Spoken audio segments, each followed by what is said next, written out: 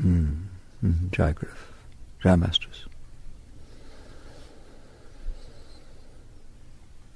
If you want to go somewhere, especially somewhere at a distance, you best make sure that you're aimed in the right direction.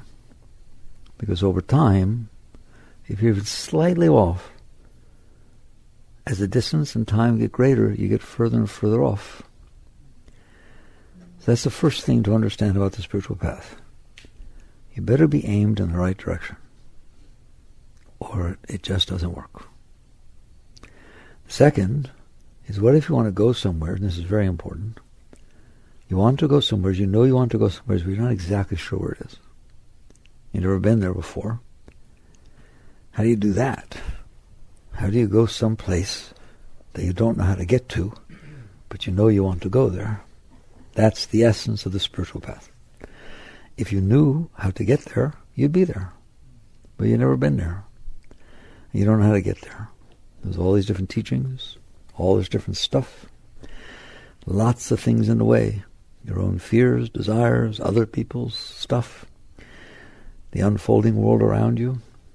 So how do you do that? How do you navigate? We said it's important to navigate, but how? It's not that hard, but people won't do it. It's called decision-making in the midst of the unknown. So you start with this. I don't know where I'm going, but I know where it's not.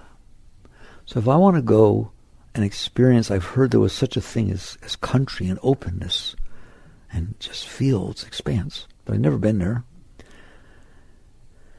But I live in a city. Well, I know one thing, it's not here. It's not here. Okay.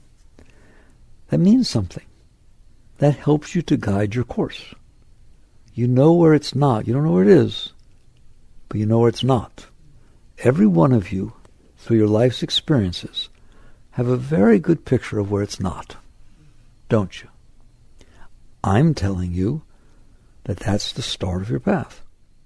Are you willing to not go or stay where you know it's not? Very deep. Because the answer is no, you're not willing to. You hear me? That's why you're not there.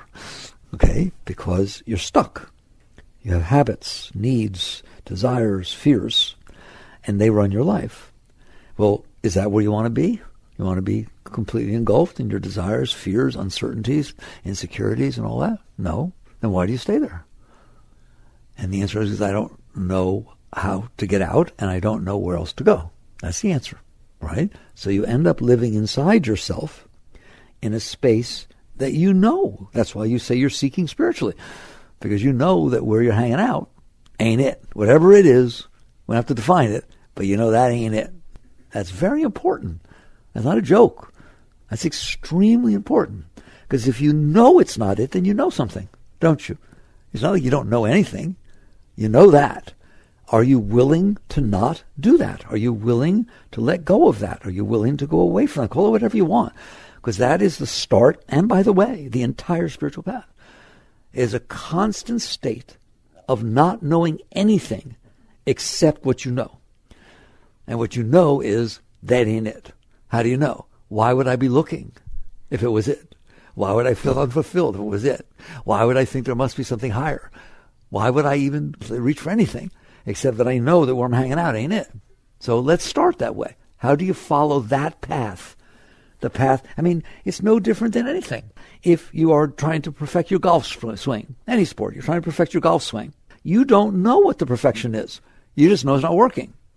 But if you sit there and you see, oh, I see, I'm picking my head up. Oh, I see, I'm going too far back. Oh, I see, I'm moving my foot. You can see what is not working, and you can make an adjustment and see where it takes you.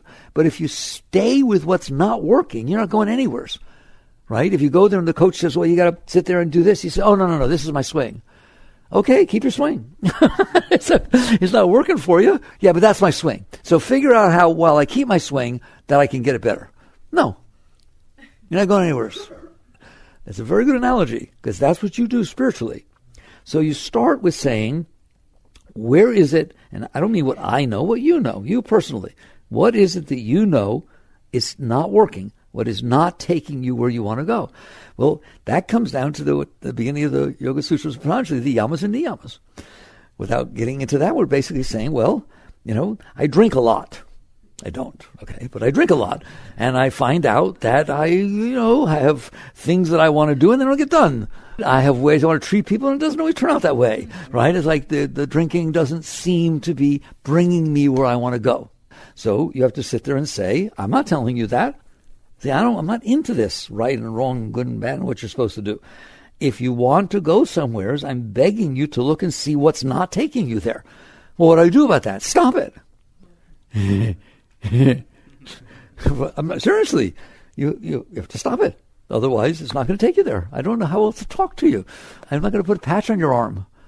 I'm not going to sit you and send you to some camp where you can do it, but it doesn't have the effect it does. I'm not going to pray for you. I'm not going to pray for you that you can keep doing it the wrong way, but it works anyways. I'm not.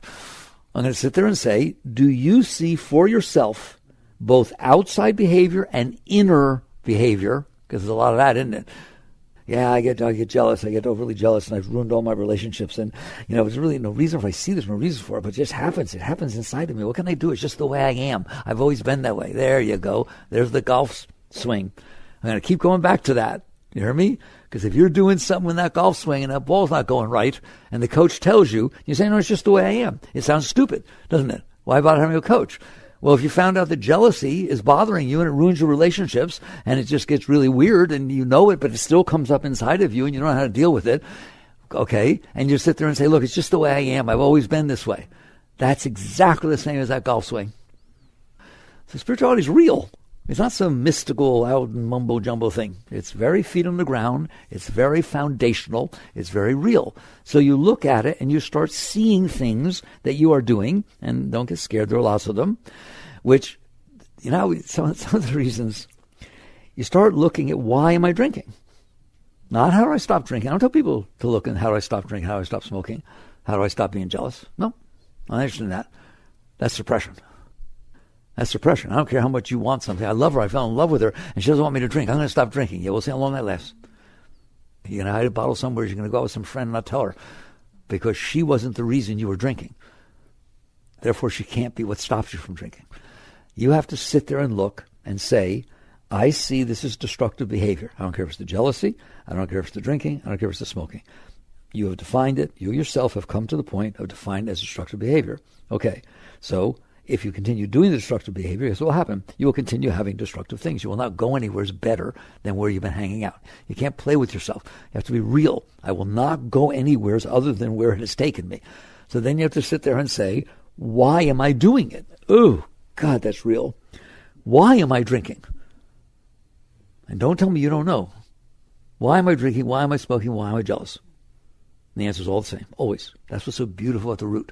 The answer is the same for every single one of you, for every single thing like that. Why? Because I'm not okay. I don't feel comfortable inside myself. I'm scared. I'm insecure. I'm this, I'm that. I just got stuff going on in there, okay?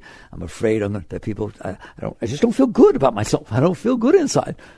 There's no other reason you drink. I'm not telling you not to drink, by the way. It's not a talk. This is not AA. I didn't trick you into AA. All right?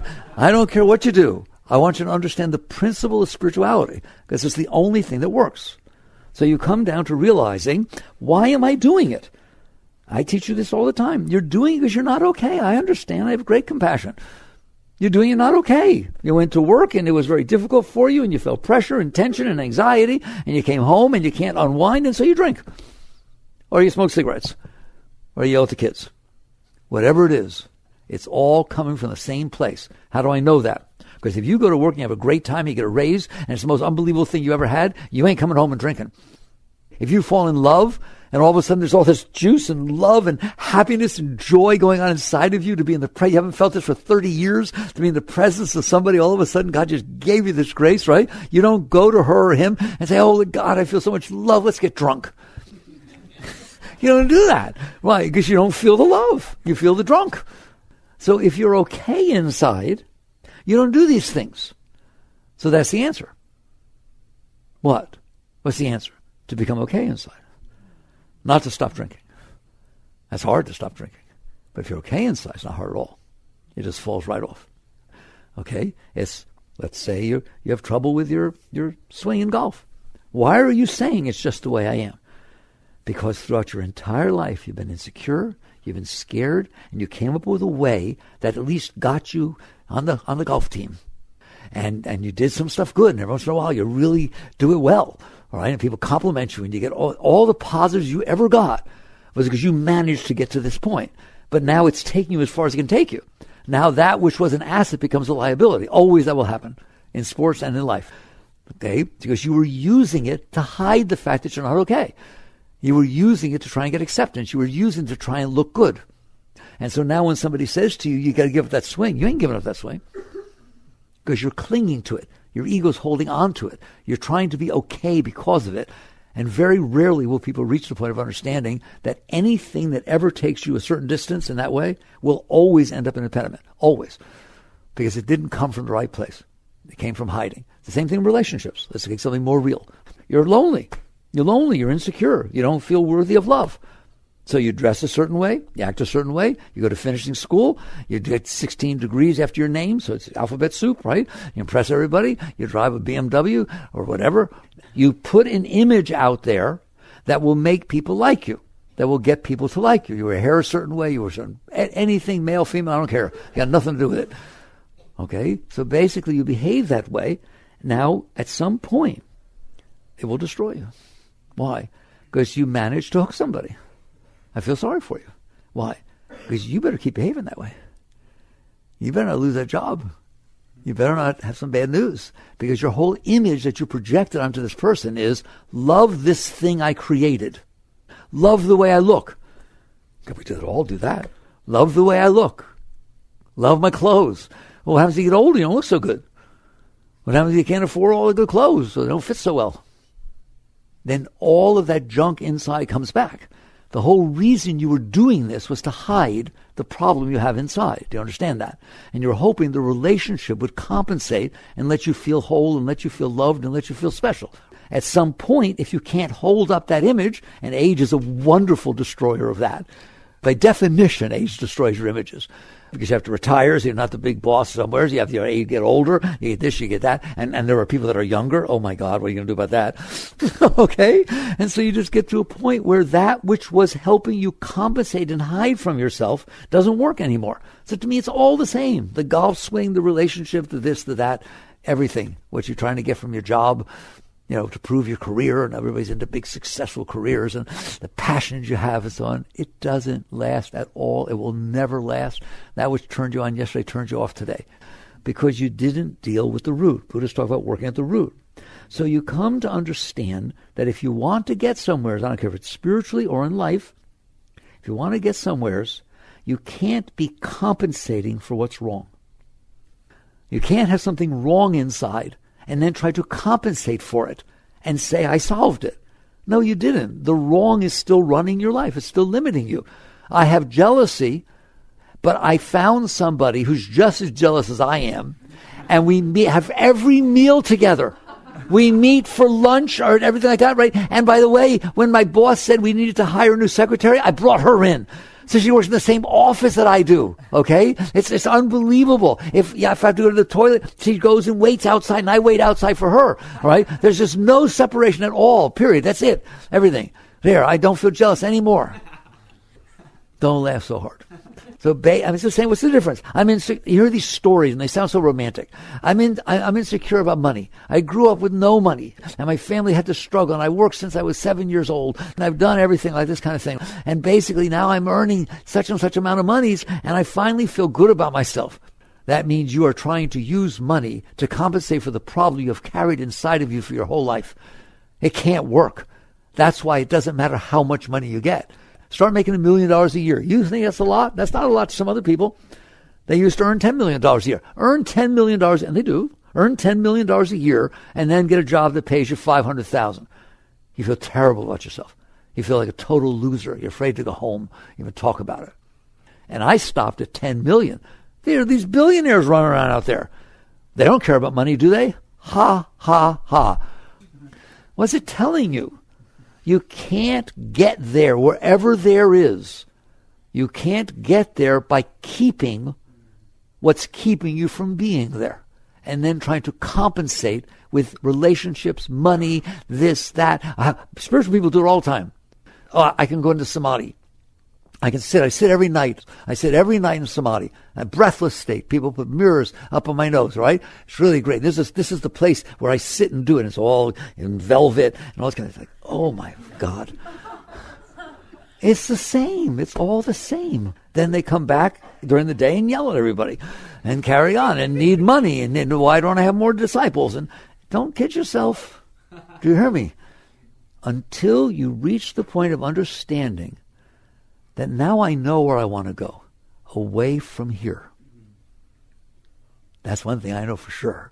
That's why I'm out there trying to compensate, because I'm not happy inside. I don't feel whole inside. I don't feel complete within myself. So where I need to go is away from that place, away from me, the me that's in here running everything, the me that's trying to compensate, the me that's trying to win, the me that's trying to get people to like me, the me that's trying to have the most followers on, Facebook or something, all right?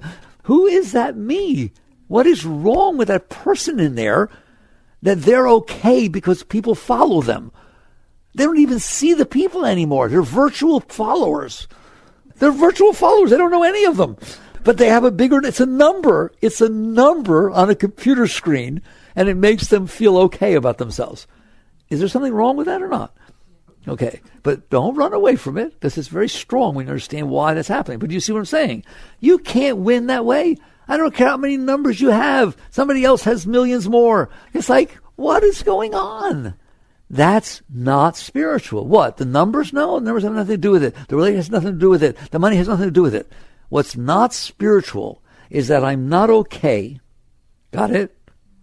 And where I want to be is I want to be okay. There. That's very spiritual. I want to be okay. But the way you're trying to do it is to let the part of you that's not okay tell you what needs to happen for you to be okay. Now repeat that.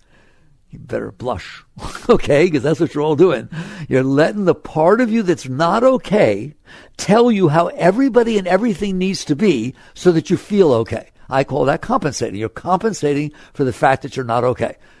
You go out and you don't feel good about yourself. And again, I'm not picking on you. And don't stop. I don't want you to change a single bit of behavior because you're listening to this. But I want you to listen to it. And then, believe me, it will take place by itself. You don't feel good about yourself, you get your hair done. You go out. If it doesn't come out, how? I like when you go to the hairdresser, you say, I'm not exactly sure I want to do your thing, but I make it nice. What kind of a statement is that? Now, all of a sudden, everything gets pulled off. You take a look, and you either say, yeah, that's great. Or you say, oh my God, what have you done? In other words, it either momentarily compensated for the reason you did it. There was a reason you did it. And the reason was you weren't okay. So basically, you tried to compensate by a blouse or by a suit or by shoes or by a car or by a thing or by you're trying to compensate for a problem you have inside. And then it either does it temporarily, but it's not going to last. It doesn't last. The hairdo, even if you like it doesn't last. You got to do it again. Don't do it the same. Do it again. Do your thing, but don't do it the same as last time. I want it different. Come on. What are you saying? It is a part of your being that is not okay, that is saying, help me be okay. Outside. My hair is going to make me be okay. I don't wear glasses. I put contacts in. What? Oh my God, there's so many things. It's like all we do is try to let the part of us that's not okay define how everything and everyone around us needs to be so that we feel better.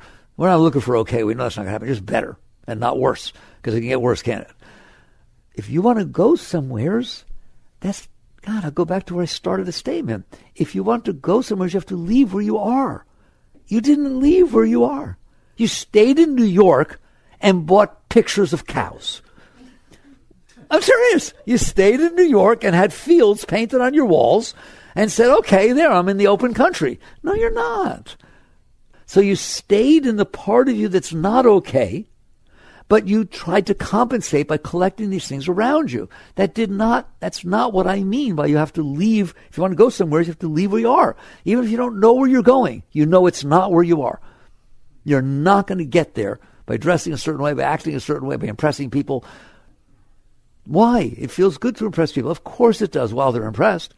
How does it feel if you hear if somebody says to you, so-and-so told so-and-so that he heard that somebody was thinking not good about you? It ruins your day.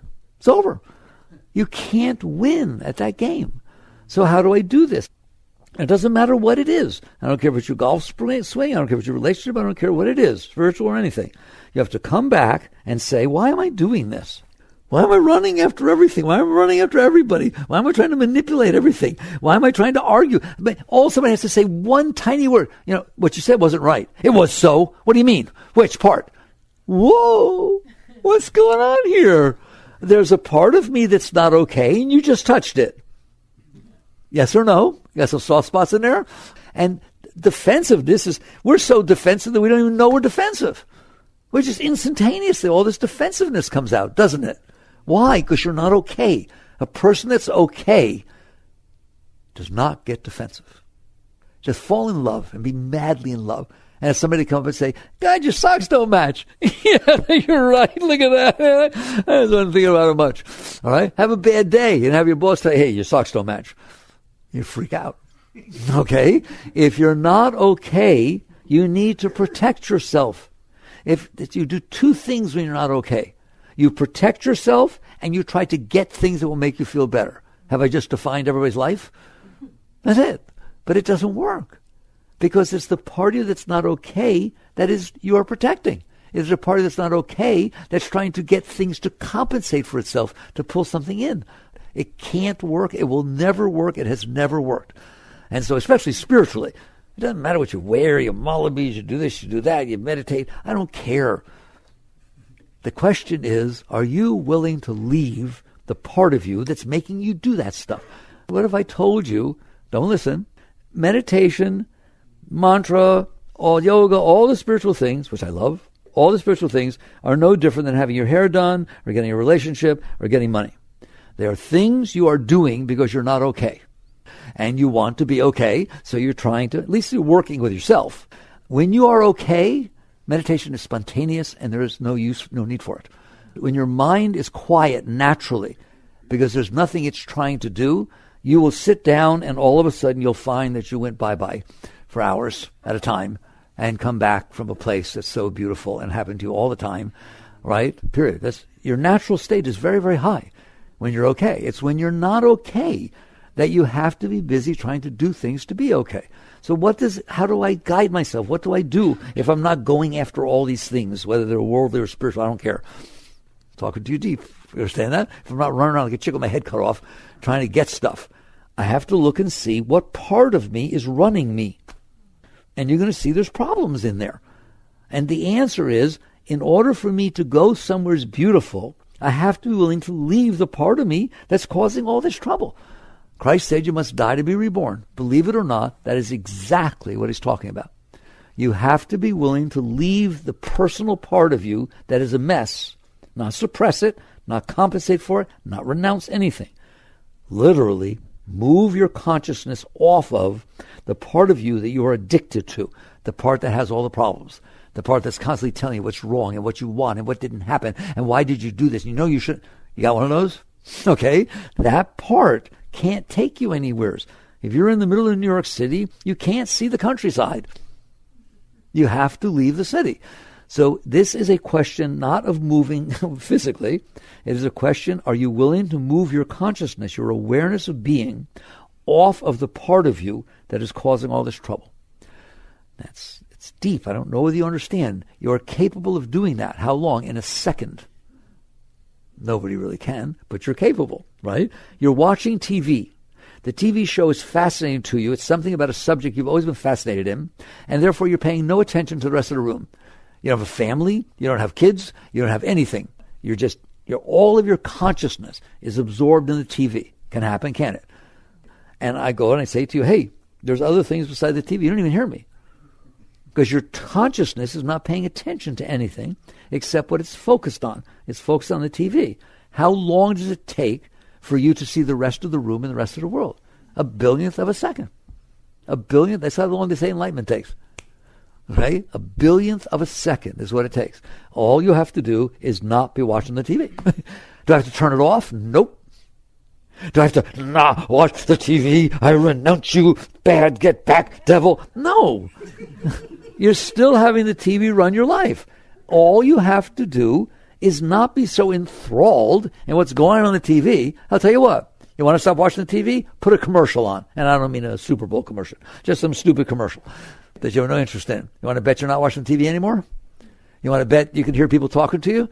It is the fact that your consciousness, your awareness, is sucked into, distracted, addicted to the TV that becomes your life. It is because your consciousness, your awareness of being is addicted to the part of you that's not okay that you spend your entire life. Hear me? Drug addicts are addicted to drugs. So they spend their entire lives trying to get the drug. Humans, normal humans, you don't want to be a normal human. Normal humans are addicted to the part of themselves inside that is a mess, that is not okay. Therefore, they spend every moment of their life trying to get things to compensate for that. Just the same as a drug addict. Ooh, it's terrible, isn't it? Aren't I bad? It's exactly the same. Doesn't it feel like it? You're addicted to it. What happens if you get a drug, right? Then you have to keep having it. What if you find somebody? What if you get a good job? You better keep it. You better do. You know what I'm saying? It's not over. You could lose it. So there's just this constant struggle to feed the party that's not okay. I started this discussion by saying, if you don't know where you're going, that's okay. I don't care what you believe in. It's a question of, do you understand the part of you that is keeping you from going anywhere is good? Because it's a problem. Are you willing, instead of serving that part, by getting, it's like throwing a tantrum. Everything it wants, you try to get it. Are you willing to withdraw your awareness from that part? And the answer is, one, no, you're not willing, and two, you don't know how to do it. Because nobody teaches that. They teach you how to win friends and influence people. And why do you want to win friends and influence people? Because I'm not okay. If I have friends and I can influence them, they'll do what I want. I can feel safe around them. Why do you not feel safe? Why do you want things? I'm sorry. I'm a yogi. I know there's a state inside of you that's so high that you couldn't care less what people think about you. Because it has nothing to do with what they think about you. You just feel all this joy and all this love constantly. Not when you meditate, not once in a while. Constantly welling up inside of you, feeding you, constantly feeling love, joy, enthusiasm, excitement, whether you're sitting alone or you're talking to somebody, whether you're in a city or in the country, it doesn't make any difference. What's inside of you is beautiful. That everybody has that inside. Everybody has that inside. So to go there, obviously the part you're hanging out with isn't that. Can we raise our hand and agree on that? That's not the part I hang out with. Then why are you hanging out with that part? If you're watching a TV show and it's driving you crazy and you're getting tense and anxious and feeling horrible, it's a Stephen King movie, and you're freaking out, what do I do about this? Who said you had to watch that channel? Nobody. Who said you have to hang out with the part of you that is broken? With the part of you that has all these problems? With the part of you that demands that you get things and avoid things? Because it does do that, doesn't it? Right? That's yoga. That's real yoga, is to understand you are separate from that part. So let's just start there. How does one leave where they're caught? Let's not worry about where we end up. How does one at least leave where we're caught? Take the anchor away. Untether, if you will. How does one untether themselves from this thing? Well, you have to understand why you're tethered. You have to see where you're tied. And what you're going to see, to make a long story short, now that you have a very strong foundation, is you watch every word your mind says. Don't do that. You don't do it. You better do that. You do it. It's really funny. I like her. But bump into her. Drop something. Spill something on her. That'll work. Spill something on her, then invite her home to clean it up.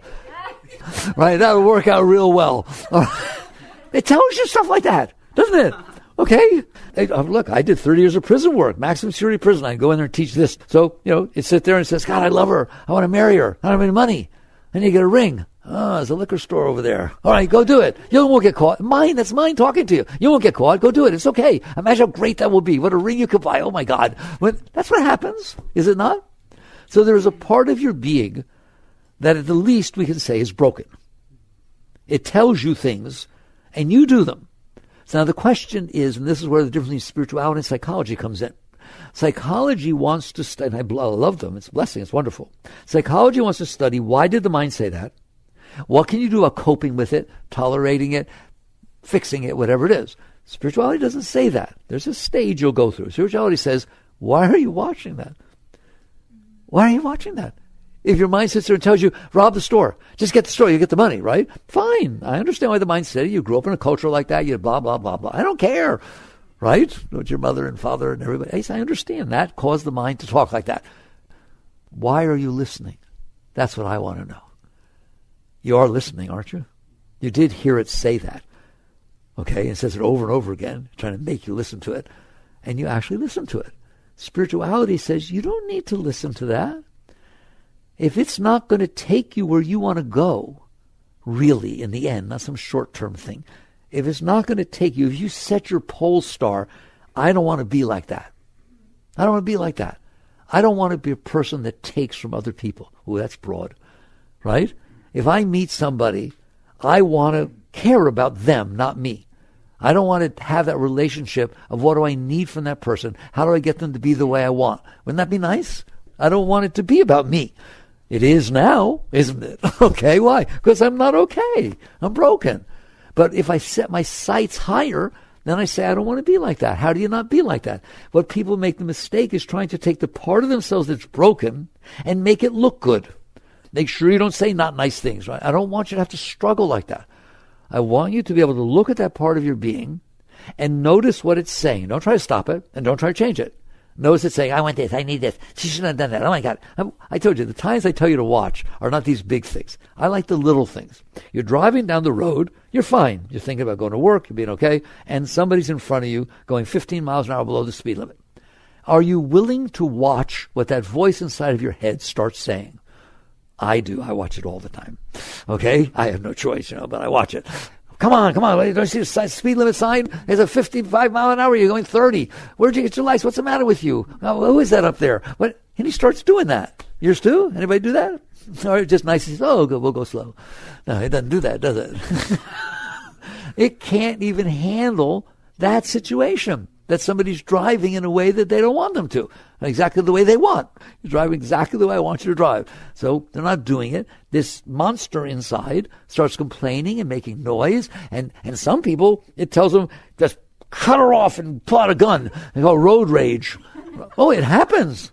So what is going on? What is going on is there is something inside of you, inside of everybody, that is not okay. And some of them are seriously not okay. Because a lot of things that people do are not so nice. But they're doing it because they're not okay. They yell at people. They hit people. Oh, you see that? All kinds of stuff goes on, right? We make a big deal because these are stars. How many people do that kind of thing? It's terrible. Why are you doing that? Not is it terrible you do it. Why are so many people doing this? Because they're not okay inside. You can yell at the person all you want and say you shouldn't have done that. You hear me? That leads to suppression. It just means there's something inside of me that gets upset, gets angry, loses it, etc., etc. I'm going to try and suppress that. That's not what I want. Not here. That's why we keep it very small. That's not what I want. I'm not interested in suppression. I'm interested in you seeing why, what drove you to do that. What is it inside of you that comes up and causes anger, causes jealousy, causes insecurity, causes self-consciousness, causes embarrassment, causes defensiveness? Is the list long enough? Can I keep going? What is that part? Now, what do you do about that? I'm telling you the highest thing you do is to learn that it's not you. You are the consciousness. You can come to me and say, Mickey, my job's just getting me so uptight. I swear to God, I'm just wound up so tight. I'm not going to help you with your job. That's why I don't let people come to me. I'm going to ask you, how do you know? How do you know you get uptight? That's the highest spiritual question there is. How do you know you got upset? How do you know you're getting upset? How do you know you're getting uptight? How do you know you feel tension? How do you know you feel tension? And the answer at some point, you look at me and yell at me, because I'm in here, idiot. I'm in here and I see what's going on, and I will pranam to you and touch your feet. That is a major breakthrough. I'm in here and I see what's going on in here. You just told me you're not it. You're seeing it. If I see something, I see the tambourine. Am I the tambourine? No, I'm the one who sees the tambourine. If I see anger, if I see insecurity, if I see tension, if I see jealousy, I do see it, don't I? I see it coming up inside. And you don't only just see it, you actually, it started, people get angry. I tell them, well, did it just all of a sudden I got angry? It didn't start somewhere? Oh, it started. It starts down here, it starts to rumble, then you say to people, stop it. I'm telling you, you're getting me upset. Don't talk like that. I don't like when you talk. Well, Somebody's watching it happen, man. It's a front row seat. Who are you and what are you watching? That's how you leave where you're caught. Right? If you think you're it, you can't leave. You have to realize I'm the one who's noticing that this is going on in here. That's a major step. That's called witness consciousness. Krishnamurti called it objective observation. It's the essence of all of it. I'm in here, and it's not like I'm telling you you're in there. You know you're in there. I'm not telling you that you see what's going on. You know you see what's going on. The problem is you're so addicted to it, you're so strongly pulled into it that you don't do anything about it. You just basically, it pulls your consciousness into it like getting sucked into the TV. So we need to learn how to not do that. Why? Now, I don't tell you what to do or not do. I don't want to tell you what to do or not do. You said you wanted to go somewheres nice. Somewheres. You don't know exactly what it is, but somewheres. There's got to be something nicer. There's a place for us. Right? There's something, right? But you know it's not where you are, or you wouldn't be trying to go somewhere. So I started the conversation. So if you see that where you are is keeping you bound, I use the word tethered. That's exactly what that means. That's keeping you bound or tethered. You have to untether that. You have to learn to not get caught up in that part of your being. How do you do it? People teach you 7 billion different techniques. In the end, it's very simple. When it talks, just watch. Okay? Anger starts coming up. You're talking to me. You're saying something I don't like. I never like that kind of stuff. And you're talking about a subject I don't like. No, I don't like it. I don't like it. Okay, here it comes. Here it comes. Isn't that fun? Can you relax? Can you relax in the face of that which is trying to pull you into it? Isn't that what it doesn't pull you into it? It has a pull, like a magnetic pull. Can you relax instead of getting pulled into it? That's the entire journey. Because if you can relax instead of getting pulled into it, you are separating yourself, pulling yourself out, releasing it. And what will happen is that a miraculous thing. You will find out that you are causing it to be the way it is. I'm going to cry, I swear. Are you willing to listen how deep?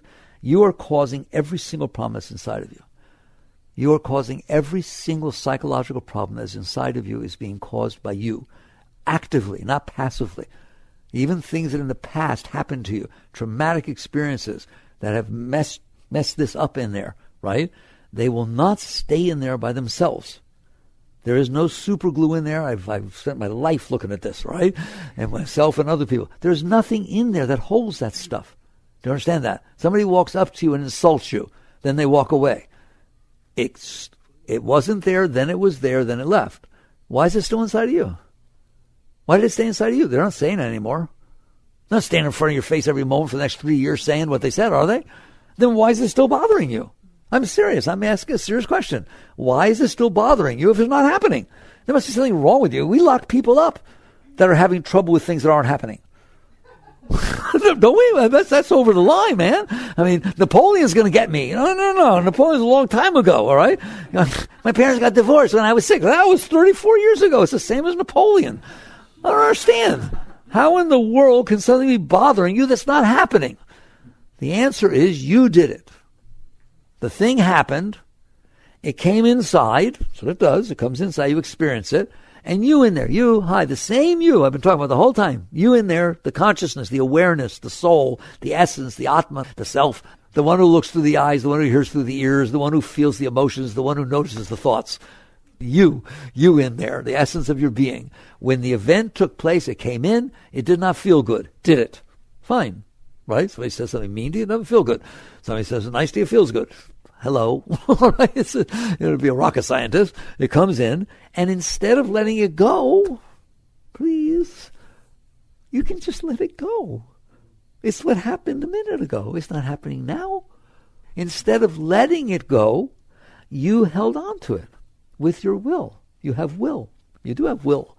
So you have the ability that I don't like that which happened, so I'm going to resist it. That's the whole essence, resistance. I'm going to resist it so I don't have to feel it fully.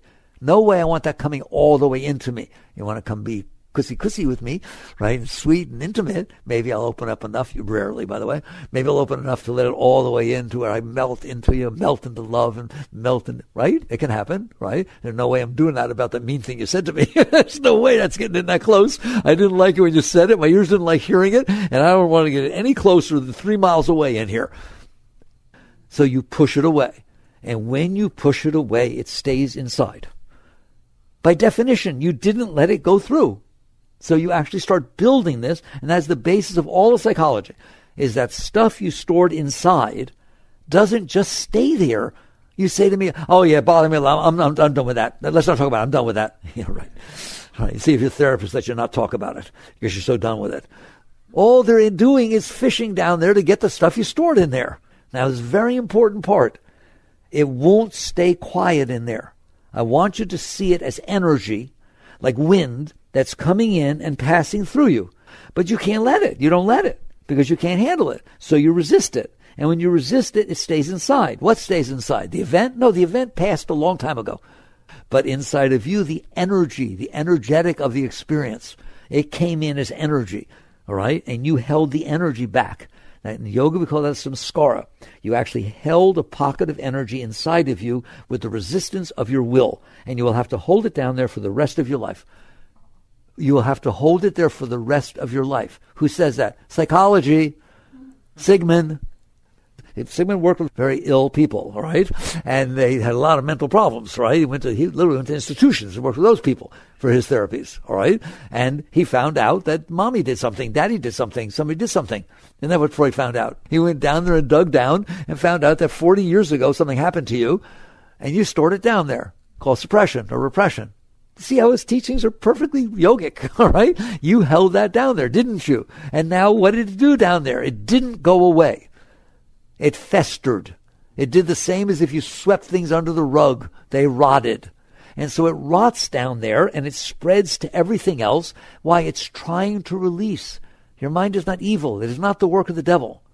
It is the fact that this energy was not comfortable. You resisted it and it wants to release.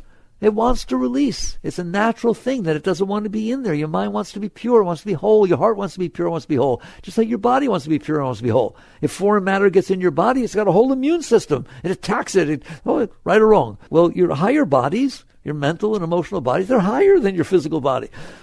And so they also want to throw this out. They want to flow beautifully. They want to feel love. And really, your natural state is very high. But you shove this stuff in there, and so now it tries to release. I'm going to take a little sidestep.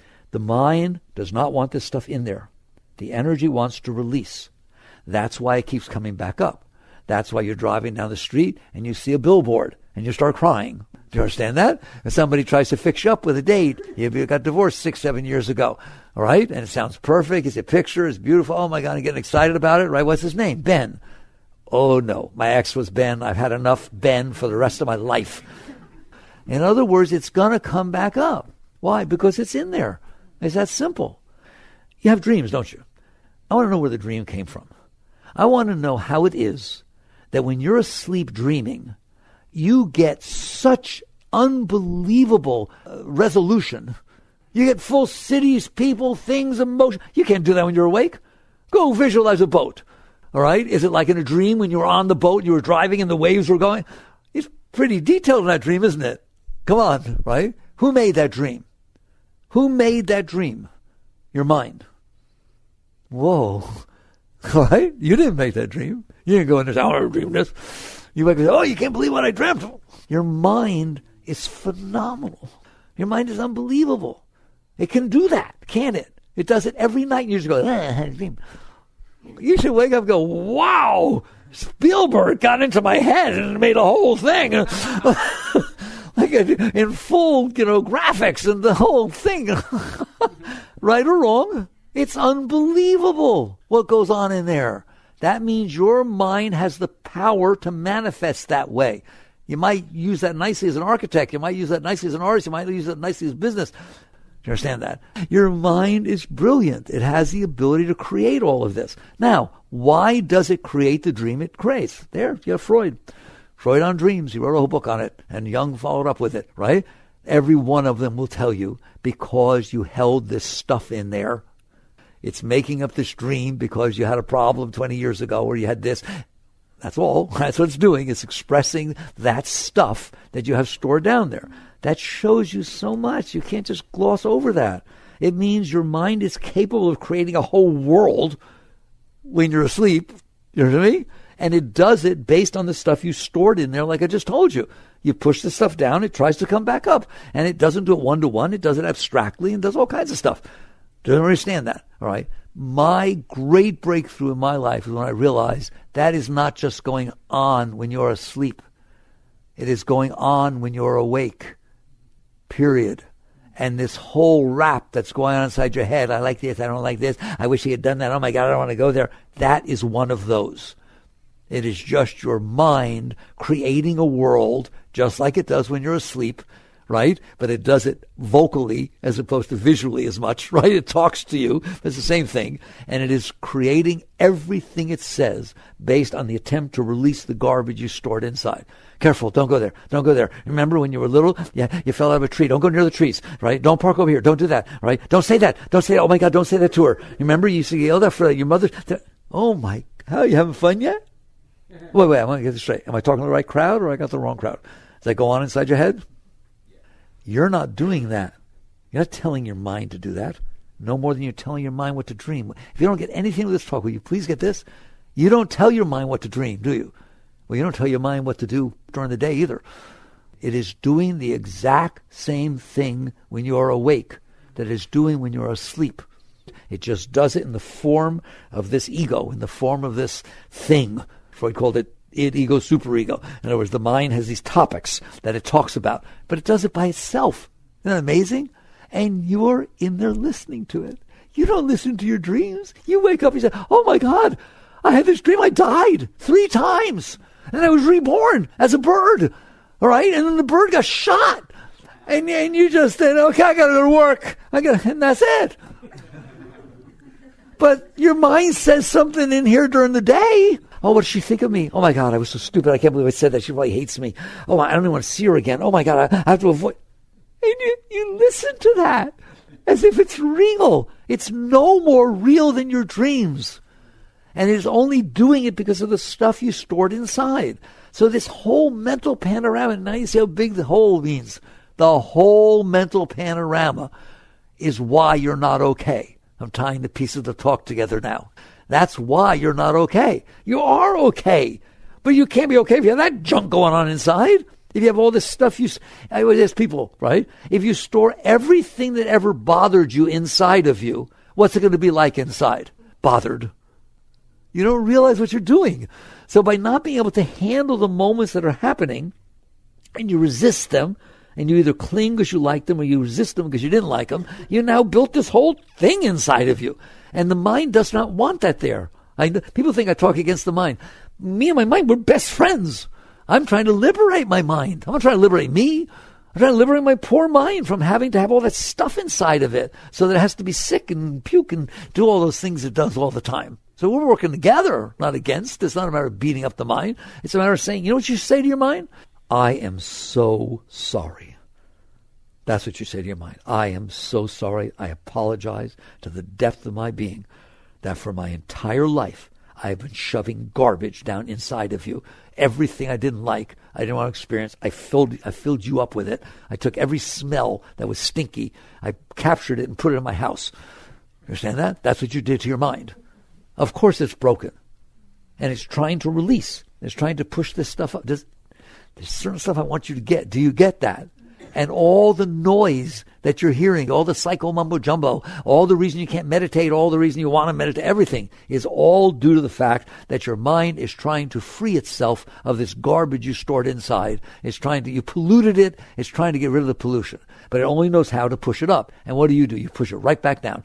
If it starts saying something that reminds you of something you didn't like, because I want to feel good. Well, you don't feel good. What you mean by feeling good is, I need a drink. There you go. Why? So it was a tough day. Why was it a tough day? Well, it was a tough day. The earth spins on its axis every single day.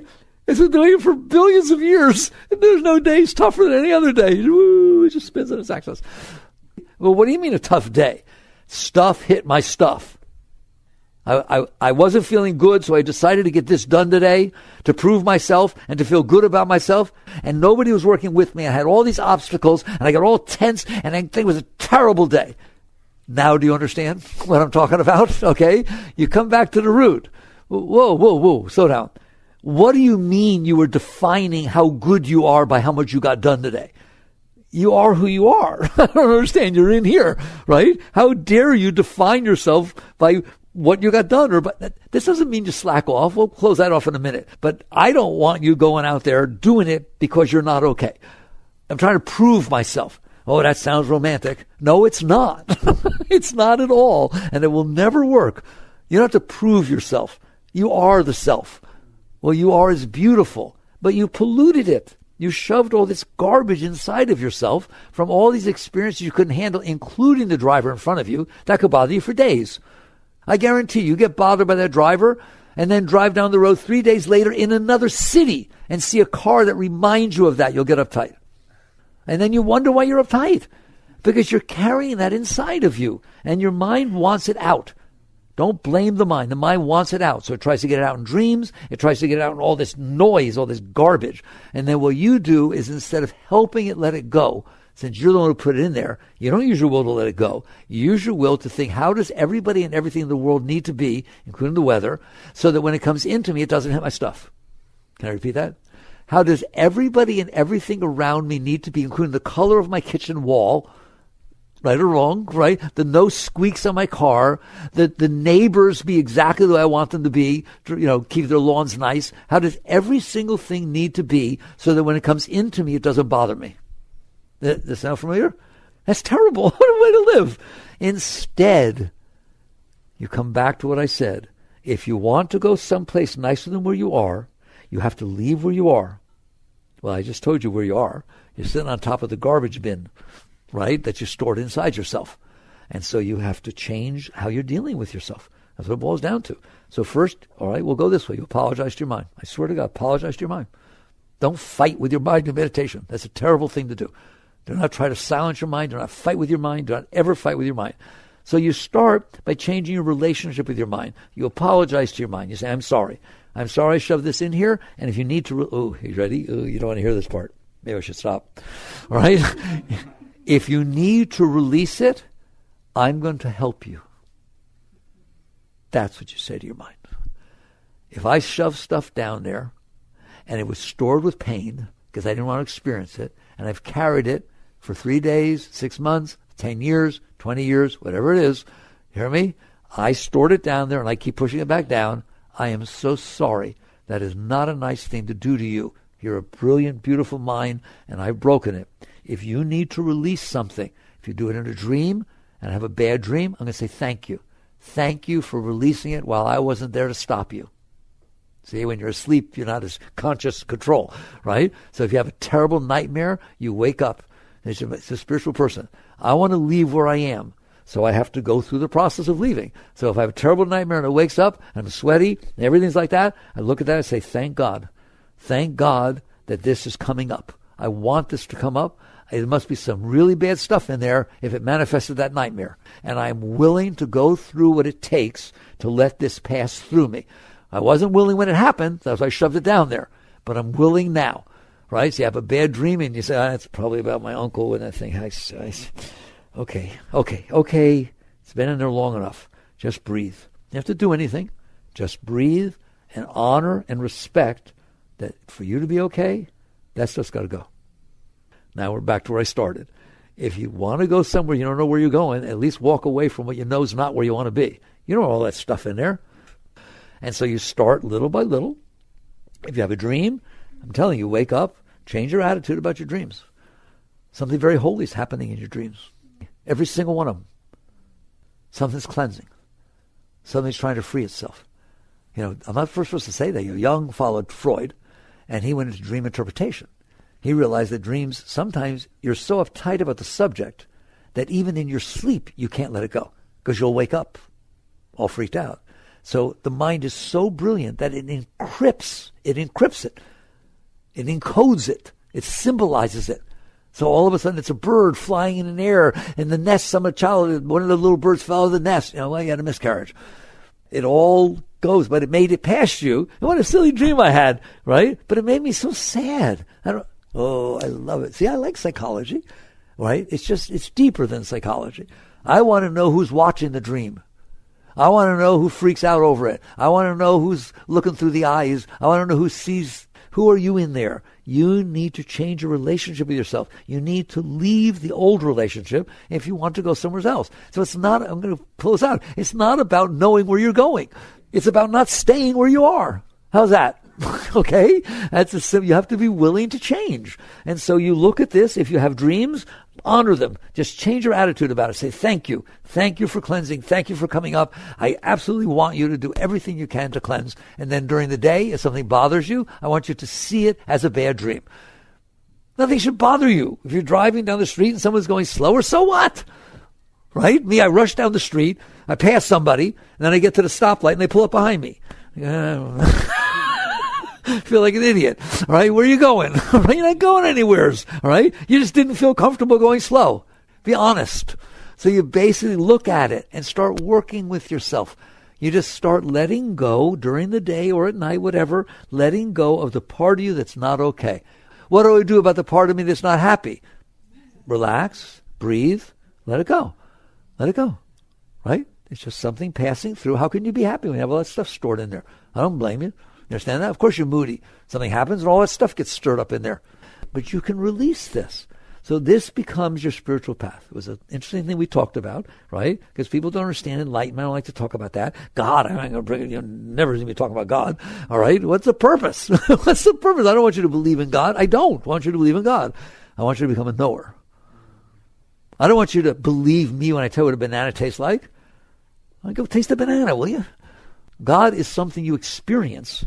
It's not something you believe in. Do you hear me? But you can't experience it while you're busy experiencing this other stuff.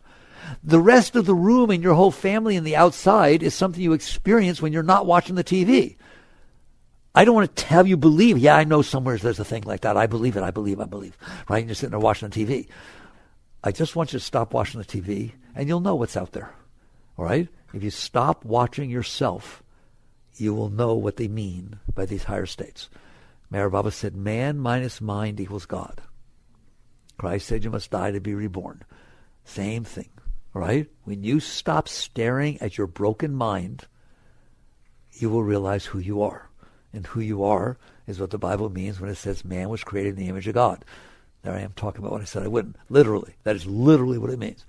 That you in there, you, not your hands and legs, God doesn't look like you, all right? But you in there, the consciousness, the awareness of being is what was created in the image of God. And you will know that because you're conscious when you come back to the deeper consciousness and don't watch this mess, right? You're going to realize that it's very, very high, very big, very special, okay? Very special. And all of it falls away.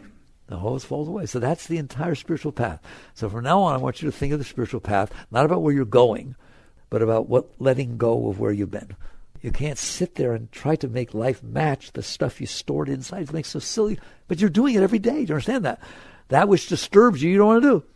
You keep running around like a chicken with your head cut off, trying to make the world outside of you match the mess you have inside of you. Let go. Let go. You can't stay where you are and go someplace better. The part of you that's not okay can't create a world that makes it be okay. It can't. All you can do is let go of the part of you that's not okay. You, the consciousness, have the right to release. Let go and release. Let go and release. And then eventually every moment of your life is a blessing. You mean it all goes the way I want? No. It all goes in a way that makes you let go of what you don't want. Do you see?